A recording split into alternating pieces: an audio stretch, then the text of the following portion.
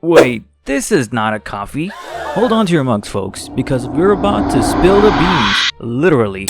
Ever thought your coffee might not just be coffee? From the sneaky addition of chicory to the epic showdown between Arabica and Robusta, this video has it all. We're also diving deep into the coffee industry's dark side, uncovering the environmental and ethical issues that might leave a bitter taste in your mouth. Stick around to discover how to brew a coffee that's as honest as it is delicious. Did you know over 125 million people in the coffee industry brings us 400 billion cups we consume every year? That's a lot of Java. For many, a morning cup is non-negotiable. Women.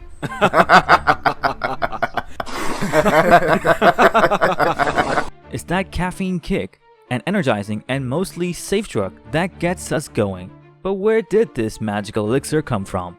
Picture this: Ethiopia, ages ago. The story goes that a goat handler named Kaldi noticed his goat acting like they'd had one too many lettuce after munching on some red berries. Intrigued, Kaldi tried them himself and felt a surge of energy. Excited, he took the berries to a monk, who initially dismissed them and tossed them in a fire. But then, something amazing happened. The smell of roasting coffee beans filled the air.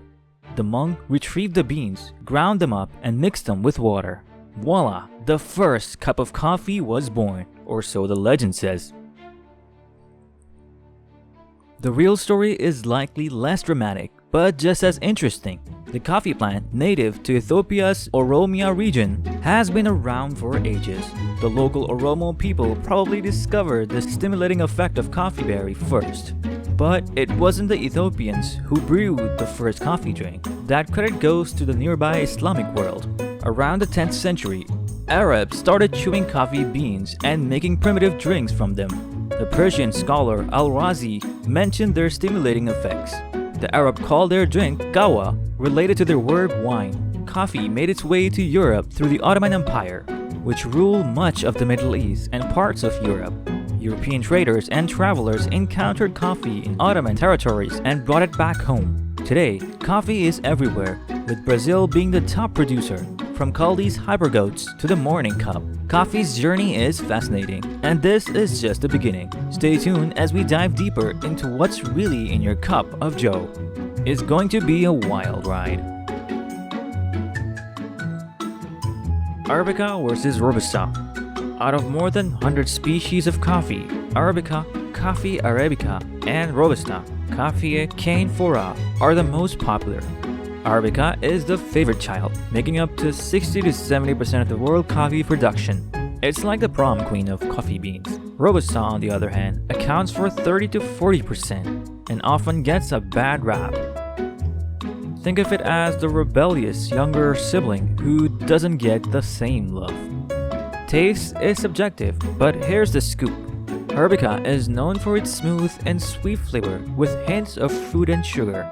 It's like fancy dessert in a cup. Robusta, however, is strong, more bitter, and often described as having a woody or even rubbery taste. Who was brave enough to compare with rubber? We may never know, but hats off to them. If you need a serious jolt, Robusta is your bean. It contains about twice as much as caffeine as Arabica. While Arabica has about 1 to 1.5% caffeine, Robusta packs a punch with 2 to 3%. This extra caffeine not only gives you an energy boost, but also acts as a natural pesticide for the plant, making Robusta more resilient. Here's a kicker. Arabica is generally more expensive than Robusta. Why? The diva-like growing conditions, susceptibility to pests, and overall demand of its smoother taste drive up the cost. You might pay a pretty penny for high-quality Arabica, especially if it's rare variety from a fancy region. Robusta is cheaper to produce and often ends up in the instant coffee or as blend filler. Arabica and Robusta beans even look different. Arabica beans are generally large and oval-shaped with a curved crease. Arabica beans are smaller, rounder, and have a straight crease. Next time you're in a coffee shop, take a closer look at the coffee beans. Different cultures have different preferences. For instance, Italy loves its Robusta for the extra kick in espresso blends. In contrast, the United States and Europe generally prefer the sweeter, milder Arabica. It's all about personal taste and how you like your coffee brewed. So which one you choose, it's really up to your taste buds. If you found this helpful, hit that subscribe button like you hit your snooze clock in the morning, hard and repetitively. You won't want to miss what's next as we delve into the practice of coffee adulteration and why your coffee might not be what you think it is. Now, let's dive into a twist that might make you raise an eyebrow. Chicory. Yes, chicory, this sneaky little addition that has been used to adulterate coffee for centuries. Hold on to your mugs. Folks, this one's gonna be wild. Chicory is derived from the root of the Chicorium intybus plant, native to Europe. This root has been around since ancient Egypt, used initially for the medical properties. But chicory's claim to fame, or infamy, really took off in the 18th century France. During the Napoleon War, coffee was scarce, so the French started mixing chicory with their coffee to stretch their supplies. It became an essential part of the troops' diet, especially during the cold winter month. Fast forward to the World Wars, and chicory made a comeback in Europe due to the coffee shortage caused by blockades. Soldiers on the other side found their coffee cups iced with chicory. The practice spread to the colonies, including India, where the British decided it was good enough for the locals to keep the pure stuff for themselves, and so began the era of coffee adulteration in India and Africa. You might be thinking, why chicory? For one, it's cheap, about 1/4 the price of Arabica coffee. It also has a higher yield of soluble solids, meaning it can stretch your coffee further. This is perfect for profit-minded retailers who want to serve more coffee without the extra cost. Plus, chicory has a bitter taste that can mimic coffee, but let's be real, it's not the same. The Indian coffee scene was heavily influenced by this practice. After World War II, India focused on exporting high-quality coffee to earn foreign exchange, leaving the local market with chicory-laden blends. Marketing campaigns convinced generations of Indian coffee drinkers that coffee blended with chicory was the norm. Chicory cultivation took off in states like Gujarat and Andhra Pradesh to meet this demand. However, chicory isn't just a cheap filler, it comes with its own set of issues. It contains compounds like lactacin and lactocopicrin, which can relax the central nervous system. Great if you're looking to chill, not so much if you need that caffeine kick to wake up. It also been linked to potential health risks, such as stimulating menstruation and possibly leading to complication during pregnancy. Handling chicory can cause contact dermatitis, leading to skin irritation and other allergic reactions. Recognizing these issues, the Coffee Board of India and the Food Safety Standard Authority of India have started to crack down on chicory content in coffee. They reduced the allowed mix from 50% to 30%, aiming eventually to eliminate it altogether. This move is a win for both coffee producers, who take pride in their pure product, and consumers who deserve to enjoy unadulterated coffee. But the battle isn't over. Commercial roasters and retailers resist these changes, arguing that consumers should decide what they want in their coffee. Yet the reality is, the less chicory, the better the coffee experience. So next time you sip your coffee, remember, if it tastes a bit off, you might be getting more chicory than you bargained for. And now you know why Grandma's coffee tasted so much better. It's probably pure coffee. Stay tuned as we continue our journey, exploring the environmental and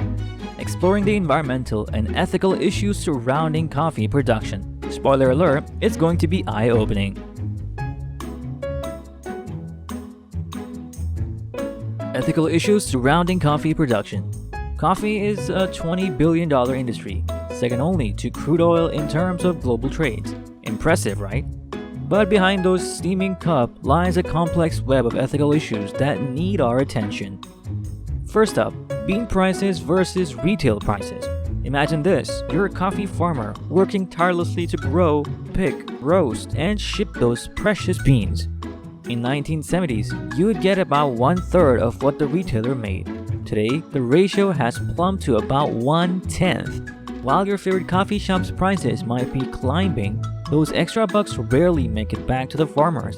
Even fair trade prices often fall short, causing some farmers to abandon these schemes altogether. The solution? Connect directly with farmers to ensure they're getting a fair deal. It's a win-win for everyone. Next, let's tackle the confusion surrounding fair trade certifications. These days, the market is flooded with various certifications, each claiming to be the gold standard of ethical coffee, but who can keep track? A unified certificate model would simplify things, letting us easily spot truly ethical products. Until then, it's a bit of a jungle out there, and consumers are left scratching their heads. Simplified certifications would help us support the right products without the guesswork. And what's the deal with the fair trade versus direct trade? Fair trade sets global prices, but these often fail to reflect local economic realities. Enter direct trade, where coffee roasters work directly with farmers, setting fair prices based on quality and sustainability.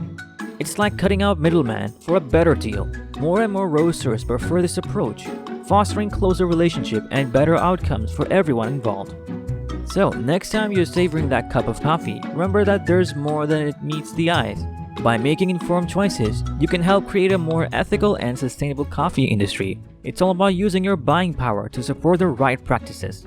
Thanks for joining us for this coffee journey. If you find this video enlightening, give it a thumbs up, share it with your friends, and let us know your thoughts in the comments below.